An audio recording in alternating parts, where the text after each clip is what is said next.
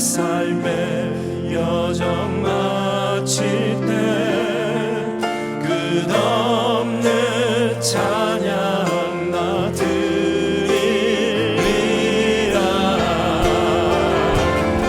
수많은 세월 지나 영원히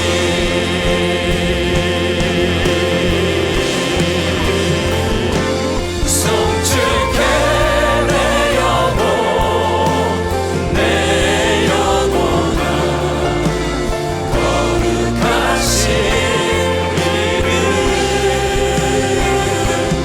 이전에 없었던 노래로 나 주님을 경배해.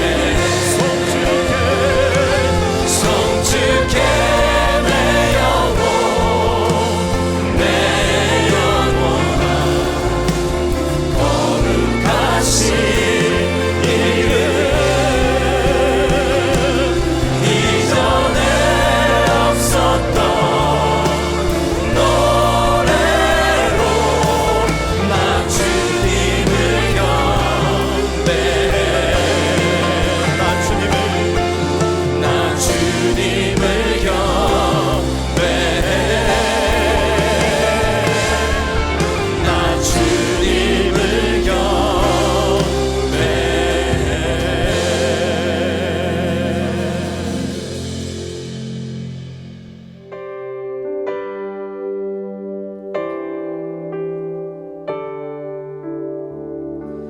주님의 그 모든 것이 내 삶을 가득 채우네.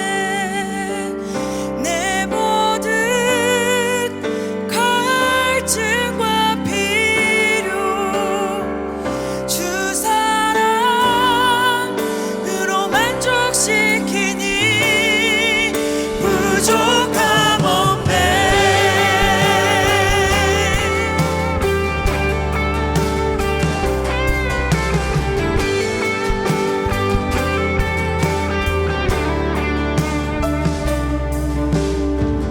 나의 공급자 또 내 생명 놀라우신 하나님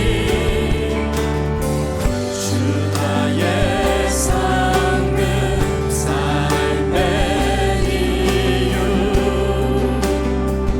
놀라우신 하나님 주님의 그 모든 것이 내 삶을 가득 채우네. 내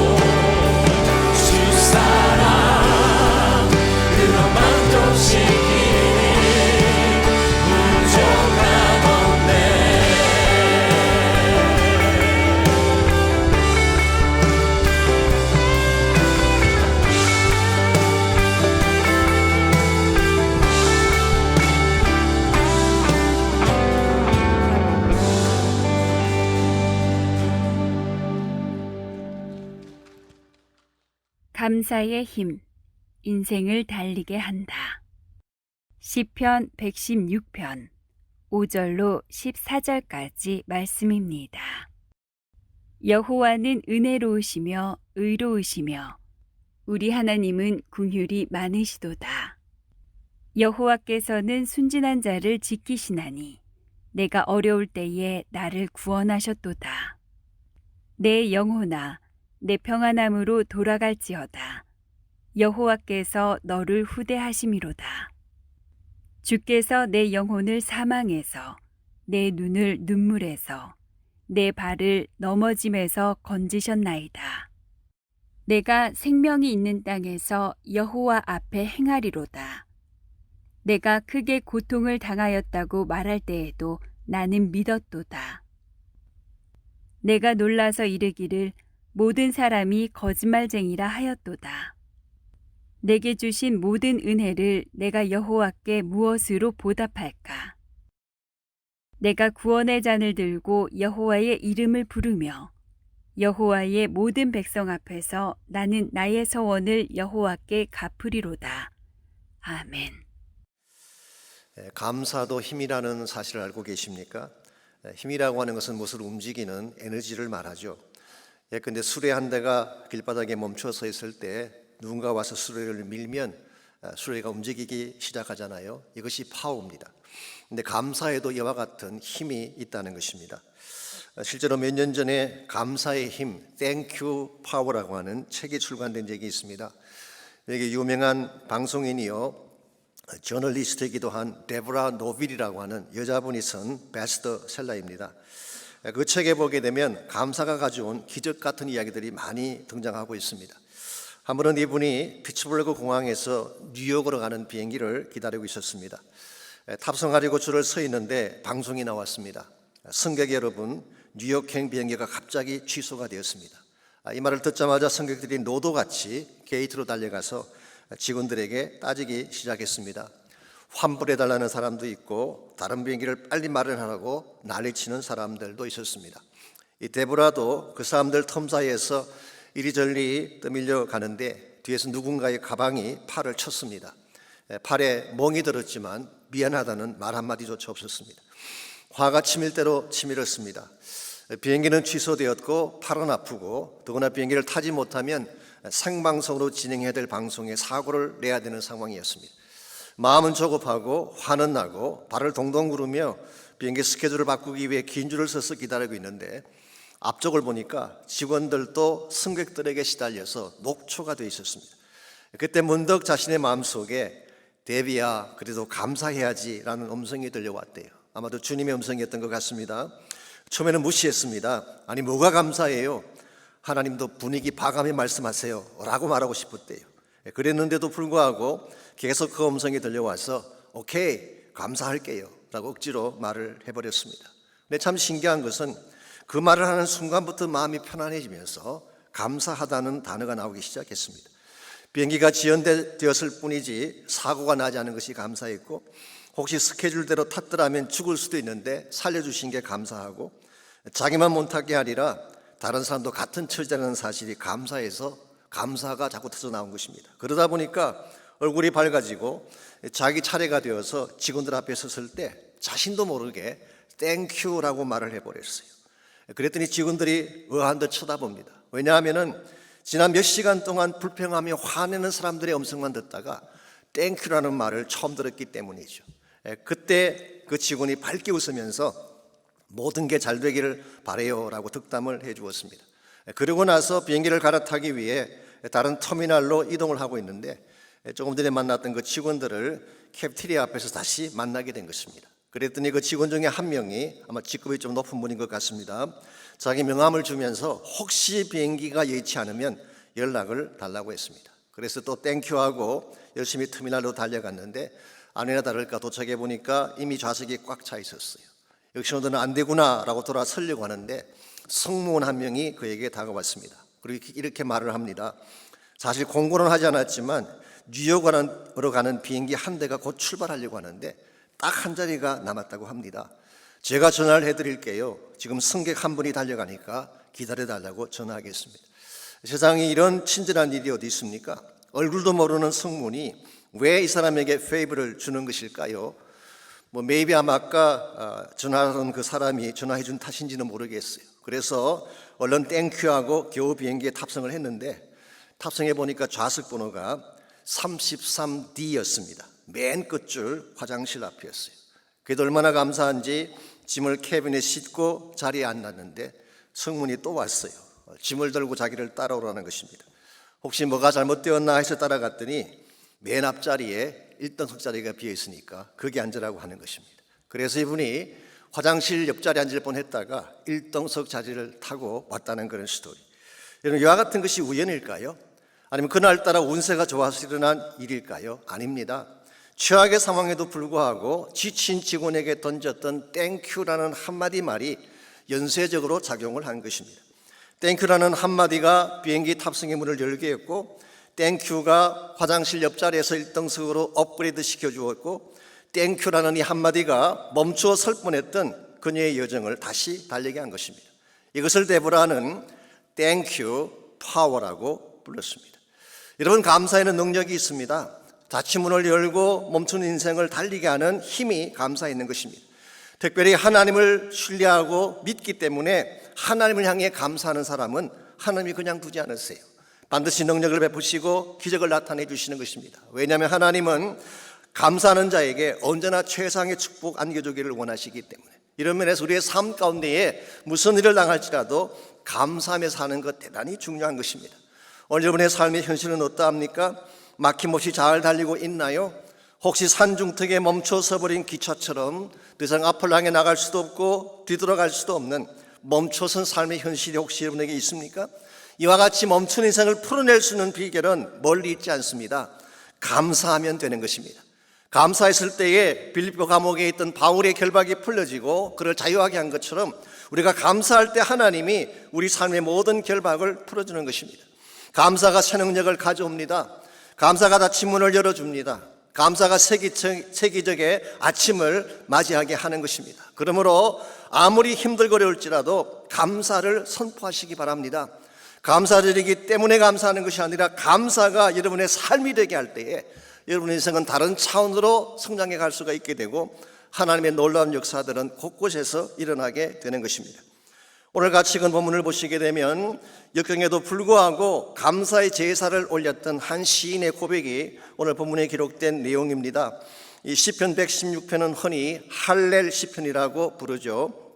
일반적으로 시편 113편부터 118편까지를 이집트 할렐 시편이라고 부릅니다. 이집션 할렐 삶스라고 이렇게 보통 부르죠.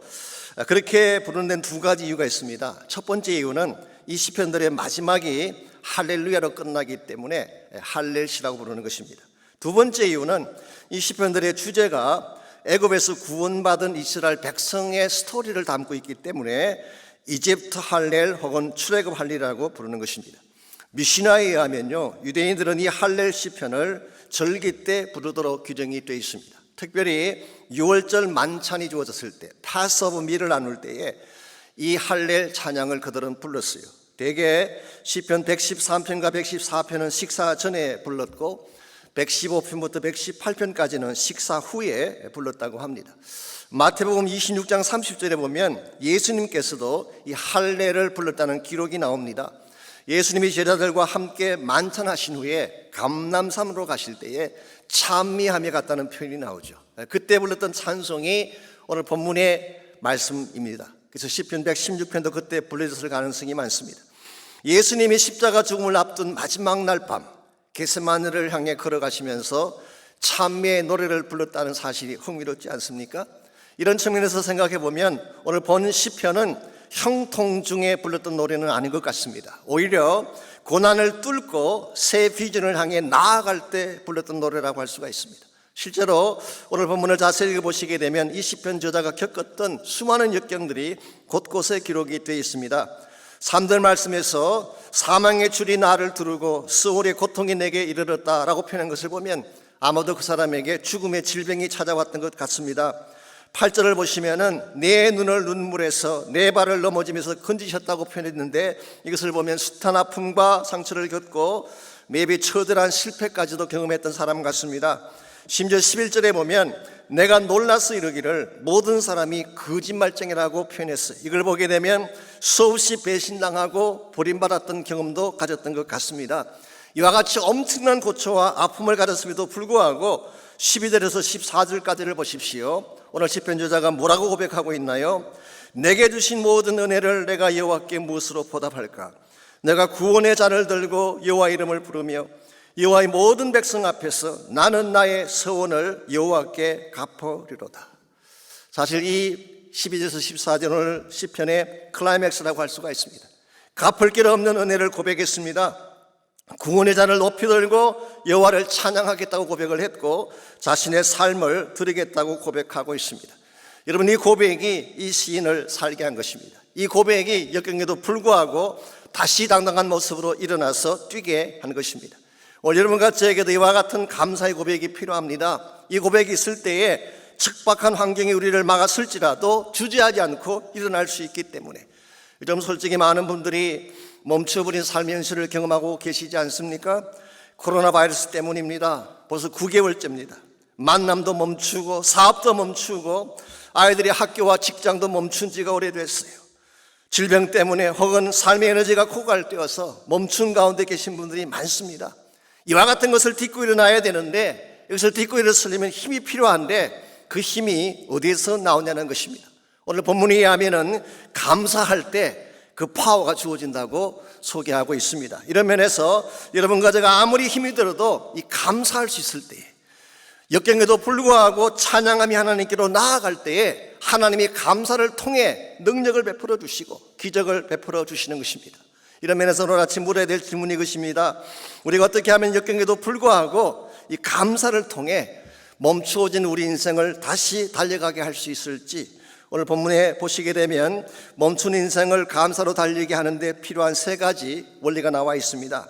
제일 첫 번째로 필요한 것이 신실한 믿음이에요. 신실한 믿음을 가질 때 우리는 역경을 딛고 일어서서 앞을 향해 전진해 갈 수가 있습니다. 10절 말씀 보시기 바랍니다. 10절, 내가 크게 고통을 당하였다고 말할 때에도 나는 믿었도다 라고 했어요. 여기 믿었다는 이 말이 사실 원문을 보게 되면 계속 믿었다 그런 뜻, I kept on believing, 그렇게 번역을 했어요. 어떤 상황에도 불구하고 계속 믿었다는 뜻일까요? 큰 고통의 순간이 찾아왔는데 어떤 성경 번역은 나의 삶 전체가 다 산산조각이 났다 그렇게 번역했어요. 내 인생 전체가 다 완전히 부서졌는데도 불구하고 I kept on believing God, 나는 계속해서 하나님을 믿었다는 것입니다. 저는 이와 같은 것이 신실한 믿음이라고 생각을 합니다.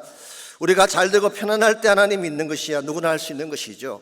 근데 모든 상황이 나를 어게인스트하고 모든 희망이 다 깨어져 보여도 여전히 하나님을 향해 믿음을 끈을 놓지 않는 것, 이게 사실은 우리를 달리게 하는 믿음이라는 것입니다.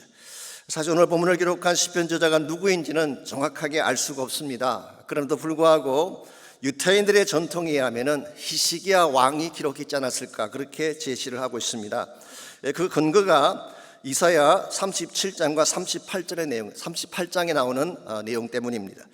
거기에 보시게 되면 히스기야가 겪었던 2가지 중대한 위기가 나오죠. 하나는 국가적인 위기, national crisis. 두 번째는 개인적인 위기, personal crisis가 37장과 38장에 나옵니다. 먼저 국가적인 위기는 아스로 왕 산헤립이 18만 5천 대군을 이끌고 예루살렘을 포위한 사건이죠.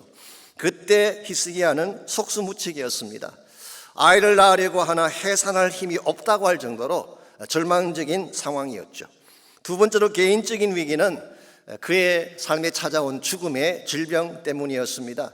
정확하진 않지만 본문을 쭉 읽어보게 되면 아마도 히스기야가 걸렸던 병이 요즘 말로 말하면 캔서, 악성 종양이었을 가능성이 많습니다. 자, 이와 같은 죽음의 질병 앞에 히스기야가 통곡하며 우는 장면이 나오는데 오늘 본문의 내용과 여러 면에서 오버랩되는 것을 볼 수가 있습니다. 그래서 maybe 히스기야가 오늘 본문에 저자일 가능성도 있죠. 어쨌든 이 위기 앞에서 히스기야는 어떻게 했나요? 믿음을 포기하지 않았어요. 오히려 자기 옷을 찢고 굵은 베옷을 입고 여호와의 전으로 나아갔습니다. 즉 하나님의 성전에 나아가서 기도하면 거기로부터 능력이 나온다, 기적이 일어날 수 있다는 사실을 믿고 본인도 기도했지만 이사야 선지자에게도 기도를 부탁하고 전심을 다해 하나님께 매어 달렸어요. 그 결과 어떻게 됐나요? 사내립의 18만 5천 대군이 하룻밤 사이에 전멸을 했습니다. 그리고 히스기야의 삶을 공격했던 질병은 깨끗하게 떠나가게 되죠. 그래서 우리가 아는 바처럼 15년을 더 살지 않았습니까? 특별히 이사야 38장 17절 이하를 보면 히스기야 왕이 죽음의 질병을 안고 기도할 때에 기도했던 내용이 다음과 같이 소개가 되어 있습니다. 먼저 17절 읽습니다. 보옵소서, 주께서 내게 큰 고통을 다하신 것은 내게 평안을 주려 하십니다. 주께서 내 영혼을 사랑하사 멸망의 구덩이에서 건지셨고 내 모든 죄를 주의 등 뒤에 던지셨나이다. 20절 말씀 봅니다. 여호와께서 나를 구원하시리니 우리가 종신토록 여호와의 전에서 수금으로 나의 노래를 노래하리이다. 여러분, 여기에 보게 되면 히스기야가 믿었던 믿음의 구체적인 내용들이 나열되어 있습니다. 첫 번째로 그는 하나님의 선하심을 믿었어요. 비록 자기에게 질병이 찾아왔지만 하나님이 나를 해치기 위해 주신 것이 아니라 평안을 주시기 위함이다. 무슨 일이 벌어지더라도 하나님의 선하심을 의심치 않았어요. 두 번째는 하나님의 능력을 믿었습니다.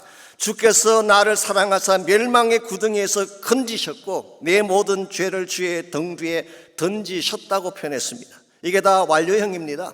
아직 아무것도 보이지 아니하지만 아예 믿고 선포해버린 것입니다. 하나님이 나를 건지셨고 나의 모든 죄악을 던져버리셨다. 여러분, 이것은 막연한 바람이 아닙니다. 우리가 흔히 말하는 잘 될 거야, It's gonna be okay, 이런 차원의 긍정적인 사고방식하고는 다른 것입니다. 실제로 하나님의 능력이 자신을 건져내심을 고백한 것이죠. 이 하나님의 능력을 신뢰한 것입니다. 세 번째로 최상의 결과를 믿었어요. 하나님께서 이 모든 것을 합력하여 최상의 결과를 주신다는 사실을 그는 믿었어요. 우리가 이것을 뭐라고 표현하나요? 섭리라고 말하는 것입니다. 모든 것이 합력하여 선을 이루는 것이 하나님의 섭리죠. 그랬기에 20절에서 그는 고백하기를 종신토록 여호와의 전에서 수금으로 나의 노래를 노래하겠다고 고백한 것입니다. 이런 면에서 지금 우리 눈앞에 보이는 현실이 중요한 게 아니라 현실 너머에서 일하시는 하나님을 바라보는 것이 중요해요. 여러분, 현실만 보게 되면 낙심할 수밖에 없고 절망할 수밖에 없습니다. 그러나 그 너머에서 일하시는 하나님을 바라보고 하나님의 능력과 하나님의 선하심을 신뢰하게 되면 감사할 수 있는 거예요. 그러므로 참된 감사라고 하는 것은 하나님을 믿음으로 주어지는 것이지 막연한 생각에서 감사가 오는 것이 아닌 것입니다. 언젠가 스킵 하이징 목사님이요, 뉴멕시코 알바쿠키에서 목회하시는 귀한 분이시죠. 이 베드로에 대해 설교하시면서 이런 말씀하는 걸 들은 적이 있습니다. 제가 언젠가 요한복음 다룰 때 한번 소개해드렸는데요, 사도행전 12장에 보시게 되면 헤롯 왕이, 거기 나오는 헤롯 왕은 아그리파 1세를 말합니다. 야고보를 처형한 후에 베드로마저 죽이려고 그를 체포해서 감옥에 집어넣습니다. 근데 그때가 마침 무교절 기간이었기 때문에 6월절이 지나면 처형하려고 감옥에 쇠사슬을 묶어서 투옥을 시켜 놓은 것입니다. 사실 예루살렘 교회 입장에서 본다면 엄청난 위기라고 할 수가 있죠. 야고보도 죽었는데 베드로마저 세상 떠난다면 교회가 어떻게 되겠어요? 그랬는데요, 형 집행 전날 밤 베드로가 아주 고나게 잠을 잤다고 성경 기록합니다. 사도행전 12장 6절과 7절 보면 나와 있어요. 얼마나 고나게 잤느냐고 하면 천사가 옆구리를 쳐서 깨울 때까지 세상 모른 채 잠에 골아 떨어진 것입니다. 여러분, 아무리 베드로가 낙천적인 사람이라고 하지만 이게 과연 가능할까요? 날이 밝으면 형장으로 끌려가서 처형당할 사람이 어떻게 이렇게 편안하게 코를 골며 잘 수가 있을까요? 믿는 바가 있었기 때문입니다. 무엇을 믿었을까요? 스킵 하이징 목사님은 그것을 요한복음 21장 18절에서 예수님께서 하신 말씀 때문이라고 보았어요.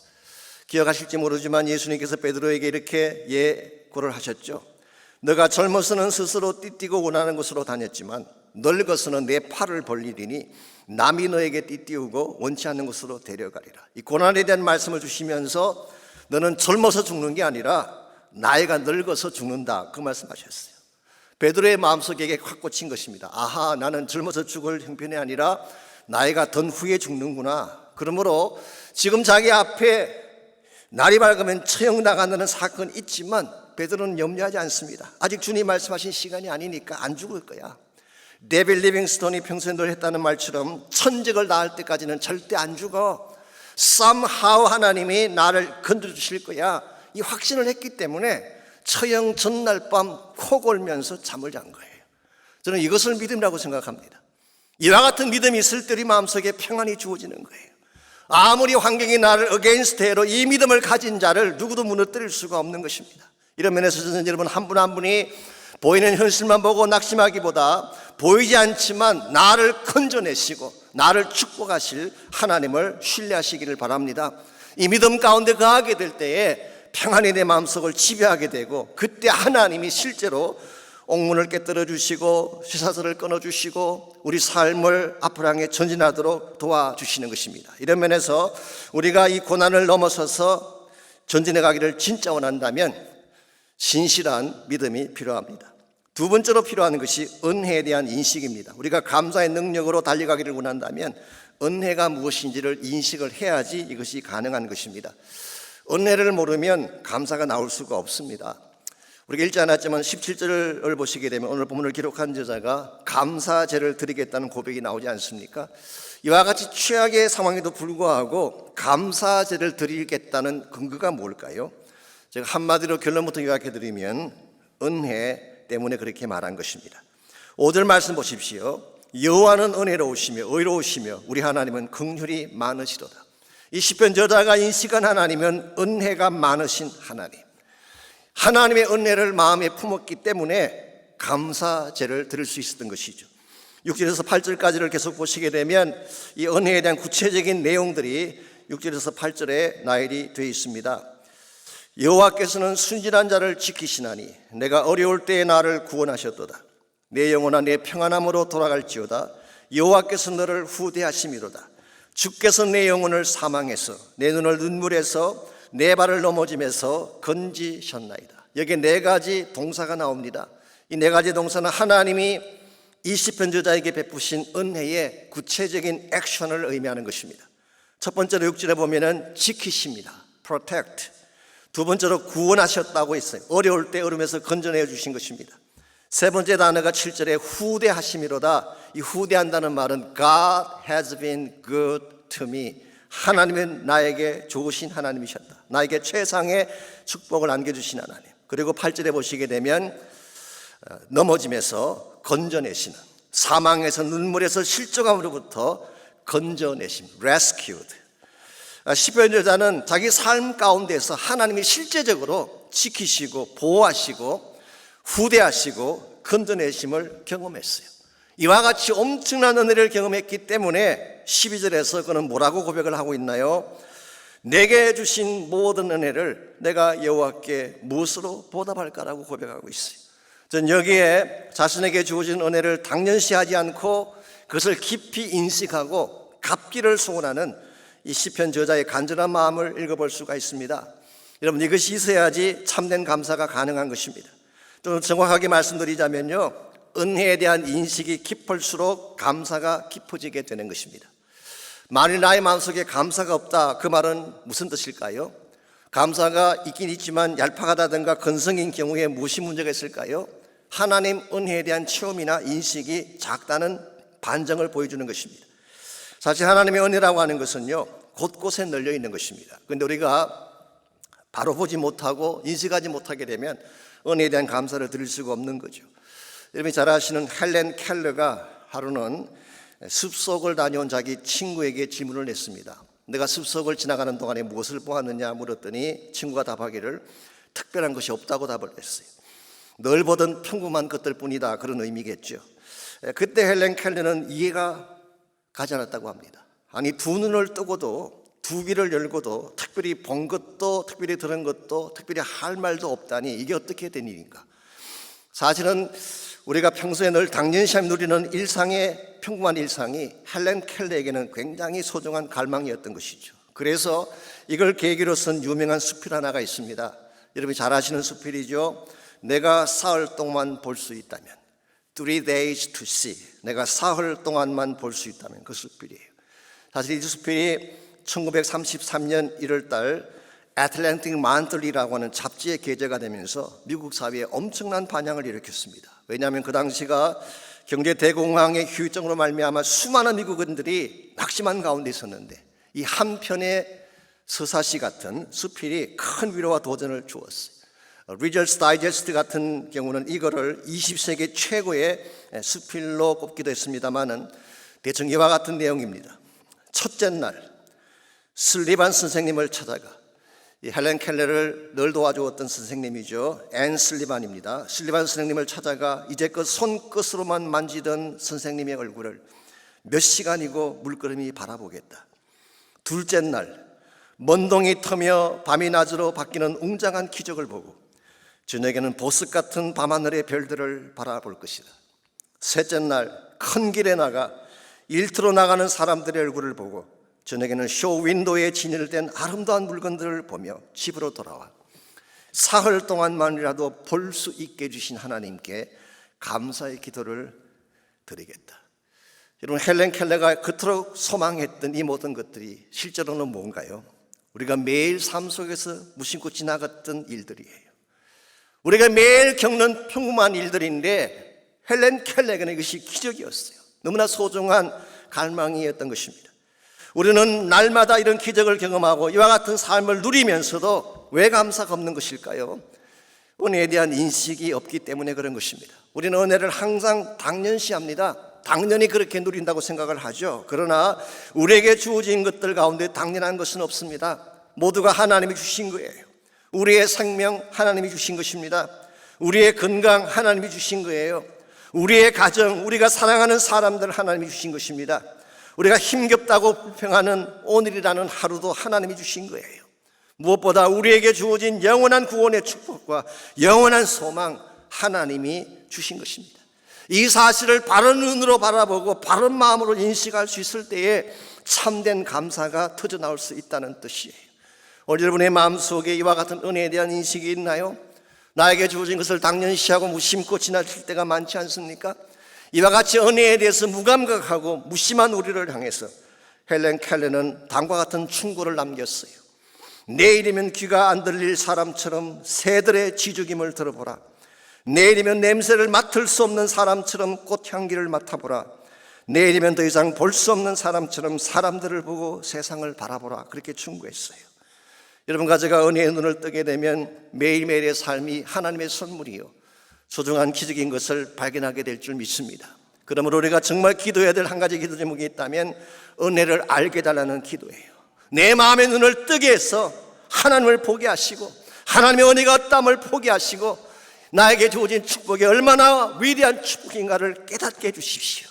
이 은혜에 대한 인식이 깊지 아니하면 참된 감사 드릴 수가 없습니다. 전 여러분 한 분 한 분이 다시 마음의 문을 열고 하나님의 은혜를 깊이 인식하는 가운데에 하나님이 원하시는 아름다운 감사를 드릴 수 있기를 바랍니다. 이와 같이 우리가 험악한 세상을 살아가면서 멈추지 않고 계속 달려가기를 원한다면 첫째는 믿음이 필요해요. 무슨 일을 당하든 하나님이 나와 함께 하시면 이길 수 있다는 이 믿음에 대한 확신이 있을 때에 우리는 멈춤의 없이 달려갈 수가 있습니다.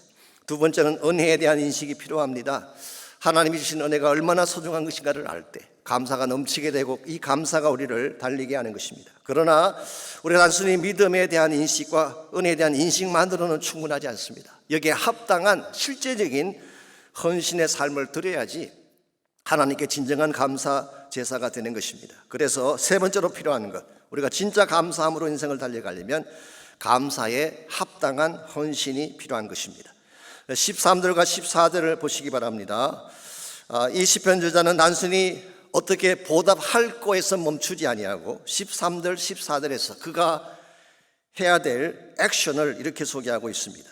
내가 구원의 잔을 들고 여호와 이름을 부르며 여호와의 모든 백성 앞에서 나는 나의 서원을 여호와께 갚으리로라고 고백했어요.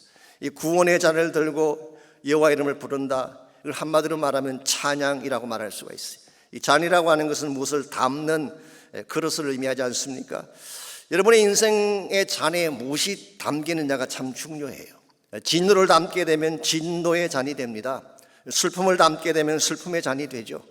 불평을 담게 되면 불평의 잔이 되고 쓴뿌리를 담으면 스디슨 잔이 될 수밖에 없습니다. 그런데 오늘 시편 저자는 무엇을 담았다고 고백했나요? 구원을 담았다고 고백하고 있어요. 하나님이 나에게 주신 구원의 감격을 말하는 것입니다. 여러분과 제가 진실로 하나님을 찬양하기를 원한다면 이 구원의 감격을 가슴에 품고 하나님께 나가서 여호와 이름을 부를 때에 진정한 찬양이 올라가지게 되는 것입니다. 저는 그렇게 생각합니다. 우리가 감사 표현할 수 있는 많은 방법이 있지만 그중에 가장 아름다운 방법이 찬양을 통해 감사하는 것입니다. 여러분 저 앞에 나와 찬양할 때마다 이 감격이 있나요? 가끔 보게 되면 건성으로 마지못해 찬양하는 분들을 볼 때가 있습니다. 심지어는 타성에 젖어서 노래만 부르는 분들이 있는데요, 이건 하나님이 받으실 만한 감사의 제사는 아니라고 생각합니다. 진짜 heartfelt worship, 내 마음의 중심을 다한 감사가 올려질 때, 그때 하나님이 찬양을 받으시고 영광을 받는 것입니다. 그러나 여기서 멈추지 아니하고 14절을 계속 보게 되면 이 시편 저자는 실제적인 헌신에 대한 말씀을 소개하고 있습니다. 나의 서원을 여호와께 갚으리로라고 말씀했어요. 여기서 서원이라고 하는 것은 vow죠. 맹세를 말합니다. 일반적으로 우리 성경에서 서원은 하지 말라고 이렇게 기록이 되어 있기 때문에 오늘 본문을 해석할 때 조금 주의가 필요하긴 합니다만, 여기서 말하는 서원은 사실은 약속을 말합니다. promise. 그래서 이 contemporary English 버전을 보게 되면 I will keep my promise to you. 당신을 향한 나의 약속을 지키겠나이다. 그렇게 번역을 했어요. 우리가 예수님 처음 만나고 첫사랑 고백할 때 하나님께 드렸던 많은 약속들이 있잖아요. 나의 삶을 드리겠습니다. 이제부터 주님 위에 살겠습니다. 심장을 꼴짝 빈들에도 복음 들고 가겠습니다. 고백했던 많은 고백들이 있잖아요. 이와 같은 고백에 대한 나의 실제적인 헌신을 오늘 성경에서는 서원을 갚는다고 표현한 것입니다. 사실 우리는 입술로만 헌신할 때가 많이 있죠. 예배 드릴 때나 교회 안에서는 무엇인 건 다 할 것처럼 고백을 하지만 실제 삶의 현실로 돌아가면 언제 그러냐는 듯이 살 때가 있잖아요. 아닌가요? 저만 그런가요? 미국 사람들은 그런 이야기를 합니다. 아이가 말을 시작하면요, 제일 먼저 가르치는 단어가 thank you라는 단어예요. 그래서 아이들이 thank you라는 말이 입에 붙어 있습니다. 한국이라고 꼭 그렇지 않은 건 아닙니다. 한 번은 집에 어떤 손님이 오셨는데 손님이 떠나시면서 그 집에 5살짜리 아들에게 제법 큰 돈을 주었어요. 그때 엄마가 아들에게 말합니다. 이와 같은 것을 받으면 뭐라고 해야지? 5글자로 된 말이 있잖아요. 엄마는 감사합니다를 기대했는지 모르지만 아이는 씩 웃으면서 뭘 이런 걸 다 라고 대답했다는, 평소 어른들이 하던 걸 그대로 다 닮아서 한 것입니다. 여러분이 아이들에게 감사를 가르치려면 먼저 여러분이 바른 감사자가 돼야지 바른 감사를 가르칠 수가 있습니다. 이 감사라고 하는 것은 물론 언어로도 표현이 되지만 말만으로는 충분하지 않습니다. 삶을 통한 실천이 있을 때에 바른 감사가 되는 것이죠. 제가 몇 년 전에 TV 광고를 보는 중에 혹시 여러분 지미 팔론이라는 분 아십니까? 우리 MBC TV의 투나잇 쇼를 진행하는 분이시죠. 그분이 광고에 나와서 이런 말하는 걸 들었어요. Thanksgiving is thanks and giving. 이 말장난처럼 보이지만 굉장히 저는 인사이트가 있는 말이 아닌가. 땡스기빙이 뭐냐? 땡스 한 후에 실제로 주는 것이라는 것입니다. Thanks and giving. 그러므로 우리가 그냥 말만 하는 것으로 끝나서는 진정한 차원의 감사를 드렸다고 할 수가 없습니다. 오늘 세상 사람들도 이와 같이 땡스기빙을 이해하고 있는데, 하나님의 사랑을 받고 은혜로 구원받은 여러분과 제가 하나님 은혜에 대해서 말만 하고 끝난다면 이게 합당한 것이겠습니까? 사도 바울은 데살로니가전서 2장에서 우리가 감사하는 것이 마땅하다 그런 말씀을 했고요, 5장에서는 그것이 그리스도 예수 안에서 우리를 향하신 하나님의 뜻이라고 했어요. 이와 같이 마땅한 것이 감사이고 하나님의 뜻이 감사라고 하는데도 불구하고 여러분과 제가 감사하는 삶을 살지 않는다면 우리가 어떻게 하나님께 영광된 삶을 살아갈 수가 있겠어요? 오래전에 우리 R.A. 톨이라는 목사님, 이 바이올라 대학에서 총장으로 섬기실 때인데요, 오래전 이야기입니다.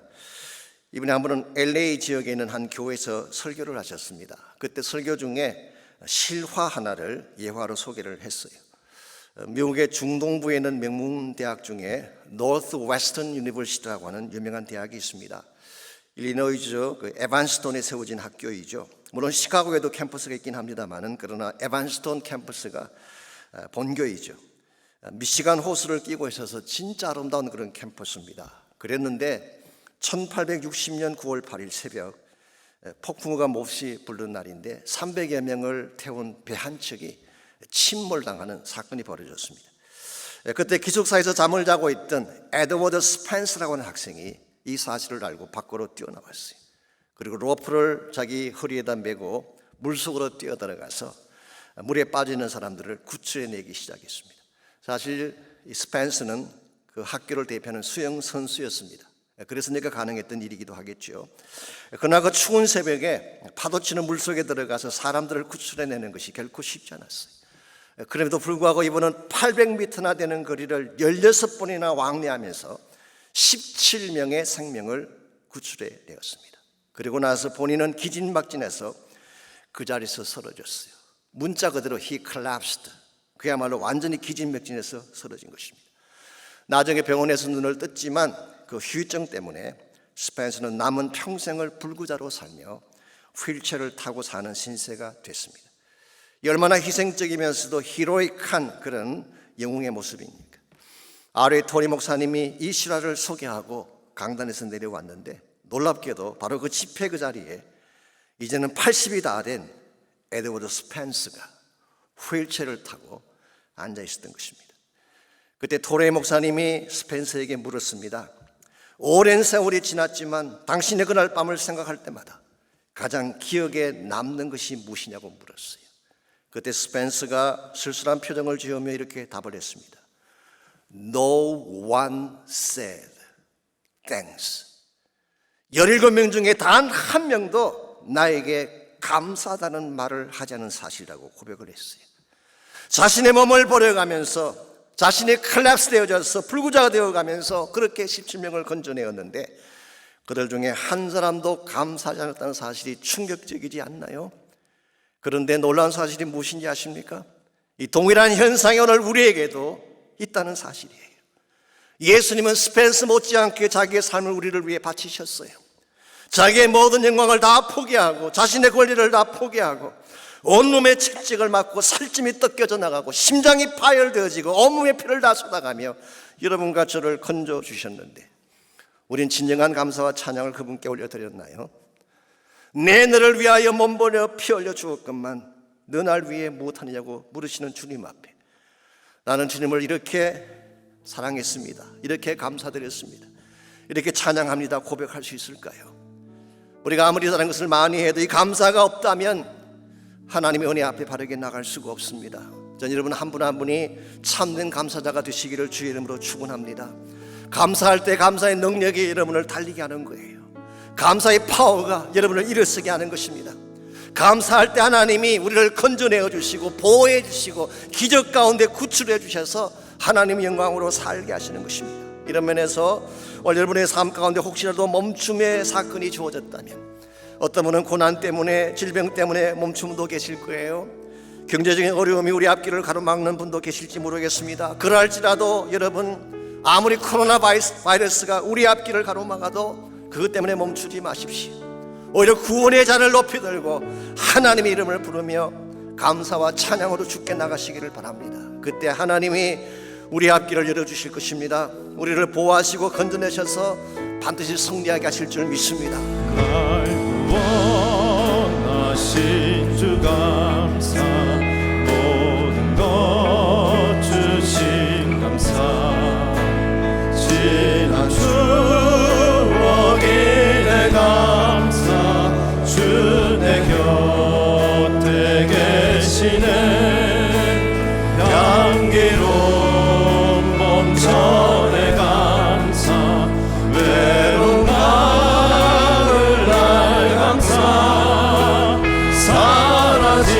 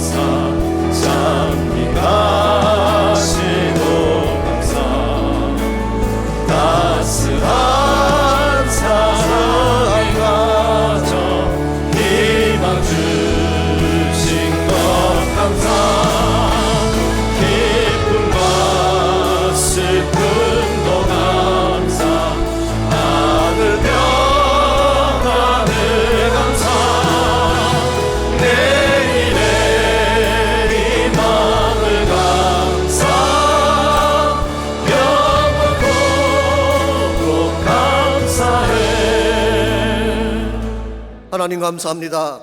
모든 환경이 우리를 어게인스트하고 주어진 여건들이 우리를 힘들게 하고 있지만 그럴지라도 오늘 시편자가 고백한 것처럼 구원의 잔을 높이 들고 여호와 이름을 부르며 하나님 향해 달려나갈 수 있는 저희 모두가 되게 하셔서 이 감사의 능력, 찬양의 능력으로 승리하게 하시고 다친 모든 문들이 열려지게 하시고 넘어진 자들이 일어서게 도와주시고 경제적인 환난과 고통 가운데 있는 모든 자들이 결박을 풀고 아름답게 자유를 누릴 수 있는 축복이 우리 모두에게 임하게 하여 주시옵소서. 이제는 우리 구주 예수 그리스도의 은혜와 하나님 아버지의 무한하신 사랑과 성령님의 충만한 임재하심이 이 시간 저 앞에 모여 예배하는 사랑하는 주의 백성 한 분 한 분에게, 가정에서 처소에서 여러 곳에서 예배하는 모든 사랑하는 주의 백성들 한 분 한 분에게, 그들의 가정과 삶의 터전과 자녀들과 자손들 위해 이제로부터 항상 함께 해주시기를 우리 주님 예수님의 이름으로 간절히 축원하옵나이다. 아멘.